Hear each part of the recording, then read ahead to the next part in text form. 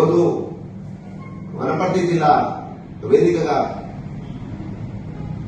BC సమావేశం వనపర్తి జిల్లా ఉపాధ్యక్షులు సుజాత రామ అధ్యక్షున్న బీసీ సమావేశం బీసీ కార్యాలయంలో ఏర్పాటు చేసుకోవడం జరుగుతూ ఉంది. ఇక్కడ ముఖ్యమైన అంశం ఏంటంటే ఏదైతే రాష్ట్ర ప్రభుత్వం సర్పంచ్ ఎలక్షన్లు నిర్వహించిందో ఆ సర్పంచ్ ఎలక్షన్లు ముగింపు దశకు చేరుకున్న సందర్భంగా మేము ఇక్కడ ఉన్న రాష్ట్ర ప్రభుత్వాన్ని ఒకటే డిమాండ్ చేయదలుచుకున్నాం.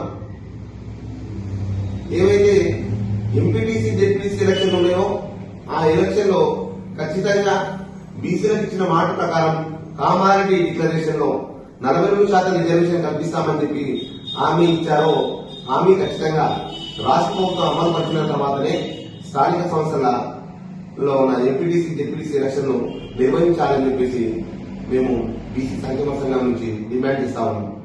ఎందుకంటే గతంలో కూడా ఇదే రాష్ట్రంలో అధికారంలో ఉన్న కాంగ్రెస్ ప్రభుత్వం ప్రధానంగా బీసీలకు సంబంధించి 42% రిజర్వేషన్ అమలు చేసిన తర్వాతనే మేము సర్పంచ్ ఎలక్షన్లు నిర్వహిస్తామని చెప్పి హామీ ఇచ్చి ఈరోజు బీసీ ప్రజలను మోసం చేసి ఇక్కడ ఉన్న కొన్ని మాటలను కొన్ని అవసరాలను తన పార్టీ అవసరాలకు మలుచుకొని ఈరోజు 42% లేకుండానే జీవో నెంబర్ 46 ప్రకారం గతంలో ఉన్న రిజర్వేషన్ అమలు చేస్తామని హామీ ఇచ్చి 23% అమలు చేయకుండా కేవలం బీసీ రిజర్వేషన్ 17% అమలు చేసి బీసీల గొంతు నొక్కిన విషయాన్ని నేను మీకు ఈ వేదిక ద్వారా చెప్పదలుచుకున్నాను.